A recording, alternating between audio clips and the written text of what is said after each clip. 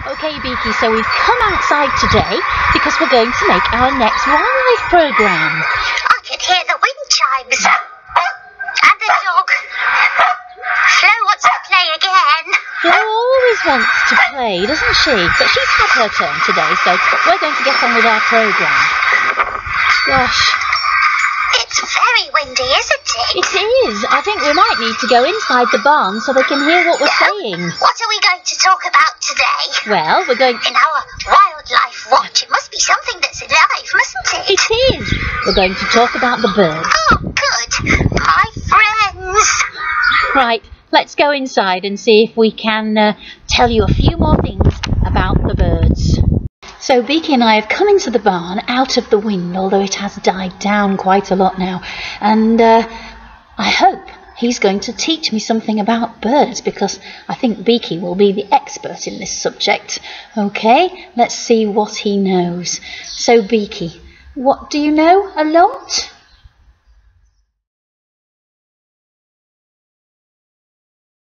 10,000 different species of birds in the world. Gosh. And they're all divided into other groups too. It depends where a bird lives, what it looks like, because its feet and its beak have adapted to where it lives and what it likes to eat. Right, I didn't know that.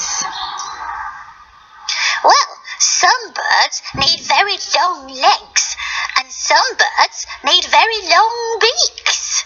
There are some very tiny birds. The smallest bird is the bee hummingbird that lives in Cuba, and that is less than 6 centimetres long. That's tiny, isn't it? It's very small. What kind are you? Well, I'm a songbird, of course. Beaky, of course.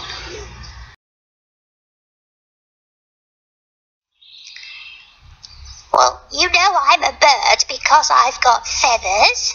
I don't, but birds lay eggs. Ladybirds, no, not ladybirds, but birds who are ladies lay eggs. Right.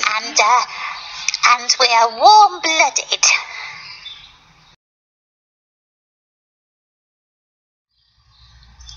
The biggest bird in the world is probably an eagle. Well, I think that's now, probably I'm a bit scared of eagles because eagles are birds of prey, and that means they eat other little birds like me. But I don't think we've got any birds of prey around here. You'll keep me safe, won't you, Mrs. Waters? I will. We've got sparrowhawks, but they won't get you. Do all birds fly? No, not all birds fly. Some birds are so big that they can't get off their ground. They're fat. Oh, Beaky. Well, the birds that fly have got hollow bones, Have they? and that's to make them lighter so that they can take off. So bones like straws? Don't stay in the same place all year. They fly around the world. It's called migrating. And there's a little bird called an Arctic tern that has its eggs in the Arctic, Right. and that's where it raises its young. But then in the winter, when it gets very, very, very cold, it's too cold for them. So do you know where they go? I don't. They fly all the way around the world to the Antarctic. That's right. And they spend the winter in the Antarctic. It's still cold there, but that means that they have to fly 49,700 miles every year. Can you imagine that? I don't think I could even fly to York at the minute. Are you unfit? So, Beaky, earlier you said that the eagle was the biggest bird, but I think you meant possibly the biggest wild bird in this country. Have another think and just try and remember what is the biggest bird in the world. The biggest bird in the world is an ostrich, That's and it right. lays an egg which is so big, it's bigger than a rugby ball. Gosh. Imagine how many scrambled eggs you could make with that, how many people it would feed.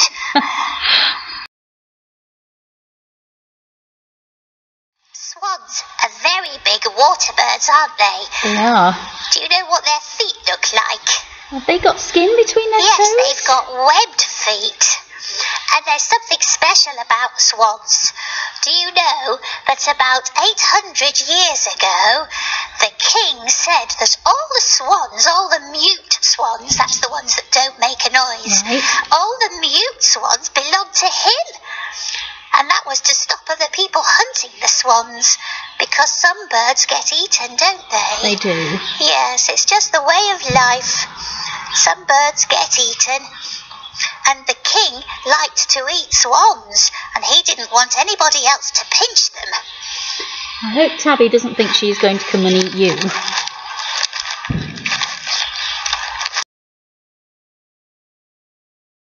The garden at the minute are things like thrushes and chats and tits and nuthatches and warblers. There's so many different kinds of birds that we can't talk about them all today.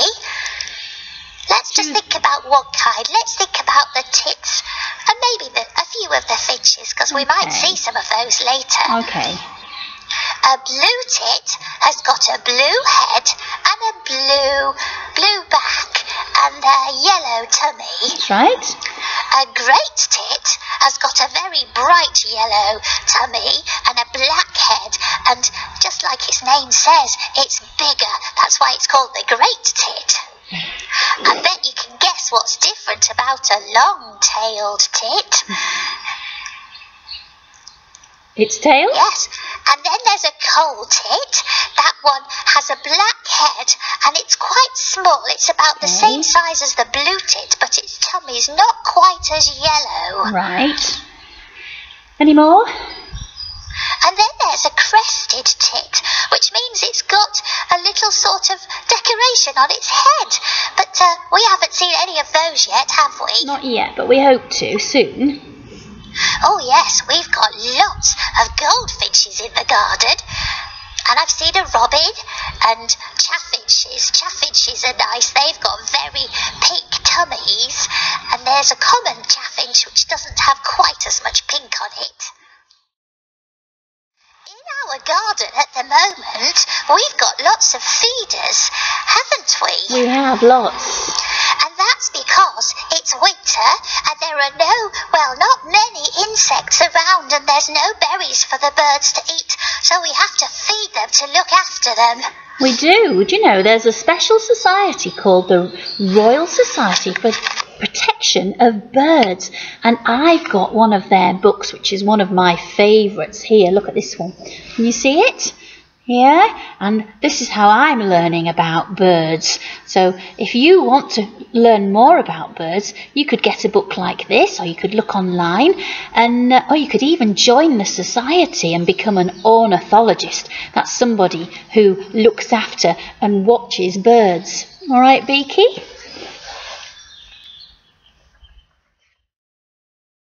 Year, the birds are just getting ready to make their nests. They only have nests when they're laying their eggs, Do they? and the rest of the time they just roost in the trees or the bushes. But we've got some bigger birds in the barn, haven't we, Mrs. Waters? We have. We've got some pigeons in the barn. And I've just seen some swifts and some swallows coming back. They're birds that fly away for the winter, and then they come back in the spring. They're very pretty. They are You'll have beautiful. to see if you can spot some birds. There's birds all over the place. Well, I think you've taught us an awful lot today, Beaky. But I can help you learn more, Mrs. Waters. I know you can. We'll choose some other birds to talk about next time. Maybe water birds. Okay?